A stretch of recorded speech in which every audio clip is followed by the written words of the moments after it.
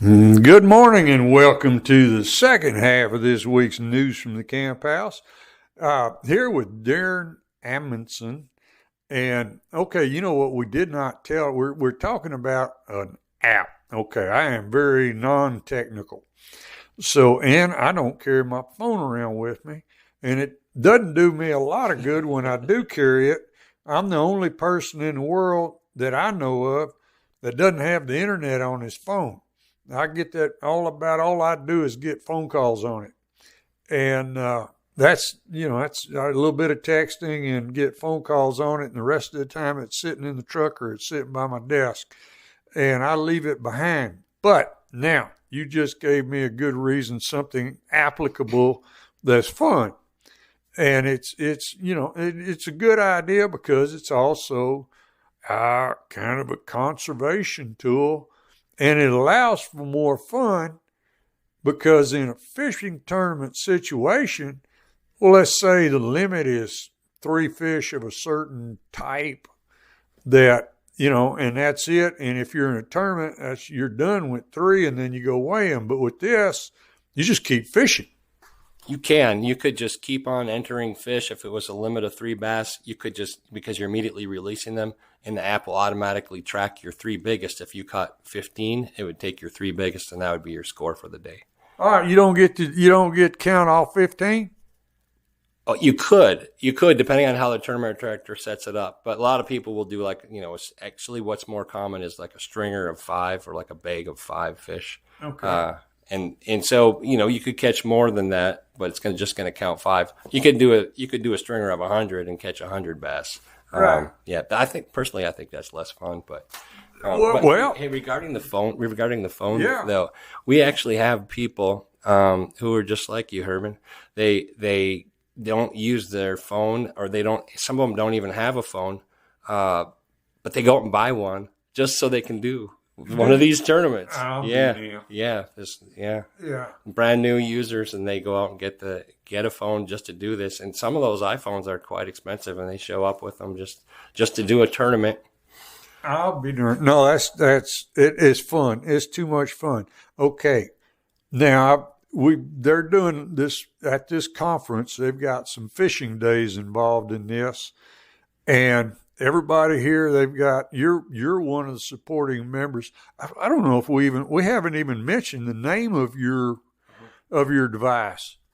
We never mentioned it. It's called Fish Donkey. Okay, that's funny enough. Yeah, it's Fish Donkey, and we picked that because a donkey is a large fish. I don't know if you ever heard it called that. It's not a lot. It's not used a lot. But I was actually fishing in Texas. I caught inshore fishing with my good friend, and I hooked a large redfish, a bull red, and fought it and got it in. And we were wade fishing, so we're standing in the water, and he is helping me with it. And he kept saying, "Dude, that's a donkey." And I'm like, "Well, what do you mean it's a donkey? It's a redfish, right?" And then he's like, "No, it's a donkey." I'm like, "What do you mean? This is just a redfish." And I started questioning myself because the fish really was so big that it almost didn't look like a redfish. And I was like, "Oh," and he said, "No, a donkey means it's a really big one." And I was like, "Oh, okay." So when we needed a name for our company, we chose Fish Donkey for that reason, because it's got that tie to it and that memory, but then also because the URL Fish Donkey, www.fishdonkey.com, was available. Okay. And I had at a previous company where that wasn't the case, where we had these, explain all the time how to spell it and all these things and how to find the URL. And it was different than the company name. And I said, no, whatever company I start now, the URL has to be the same as the company. I want people to be able to find it without explaining anything at all about it. Yeah, and there you go, Fish Donkey. Now, yeah, go look that up, Fish Donkey, and you can see just everything. It's easy to do, and it's fun. Okay, now I got another question. Now we're up here in Wisconsin. You're from Minnesota. We're all right up here in these northern Great Lakes states. And what is, now this is just how ignorant I am. What's the difference between a pike and a muskie? They're really very similar. They have different markings on their body. The tails are a little bit different. Muskies do get bigger. Okay. The pike are a little smaller at their max size. Like we can get big pike, but if you get a 40-inch pike, that's a really big pike. I would say that's your master angler. But muskies get up to 50, 55, 58 inches. Muskies are very territorial. I'm not sure if pike are, but pike are very aggressive. They will bite all the time, almost anything. In fact, I've caught a pike before just on not even on a hook. They just bit the lead on my line and wouldn't let go. Just so mean that they wouldn't let go. Whereas muskies are traditionally, they're a little bit of more of a hunter, a predatory type thing where they stay in their own location and they'll go and they might just follow your bait. They won't bite it. Sometimes they're feeding, then they'll hit it. So they're a little different, but really they look the same and kind of act the same. All right, and they're pretty. They're pretty fish. They're really beautiful. They're both beautiful. Yeah. All right. Now, and then walleye, not so much. I love those. Like them? They're beautiful. Yeah. All right. Okay. I love them all, man. All right. Okay. All right. And now one of the big deals up here is ice fishing, which just sounds horrible to me. But I've had everybody in the world try to talk me into doing it. And my little girlfriend wants to go do it. And I'm like, well, it sounds like I'm going to have to go ice fishing sometime. And that's mostly for walleye?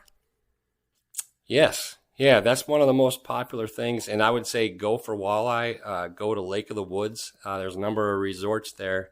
Pick one of those resorts and they'll bring you right out to the shack. They'll have it all guided for you. They'll have the holes, everything ready. It's heated.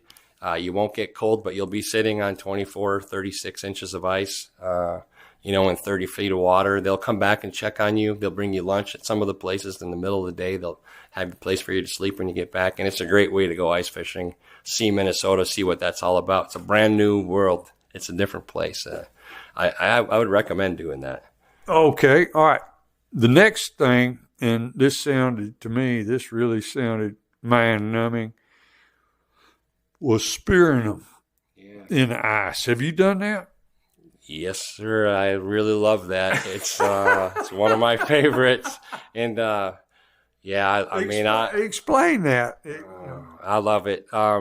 So you go on. I usually go on I try to go the day after my birthday every year, which is November 26th. I try to go after that, and the ice is just starting to firm up where I'm at. But you cut, so there's different ways to do it, but I cut about a 2-foot by 4-foot hole in the ice, and you're looking down into the water. I usually go at about 8 feet where I can still see some weeds on the bottom. And we put down a decoy. So you have a dark house, and it's called a dark house. It goes over, no windows. It's completely black inside, and the only light you're going to get is coming from through the ice, up through that hole. And so you're looking down into it. It's like looking down into an aquarium. And the fish will randomly swim by, but we put a decoy down, which is a small homemade wooden thing that will swim in circles, and you just kind of put it on this string and you pull it around to attract northern pike. And northern pike are so aggressive, they'll just come in and smash it.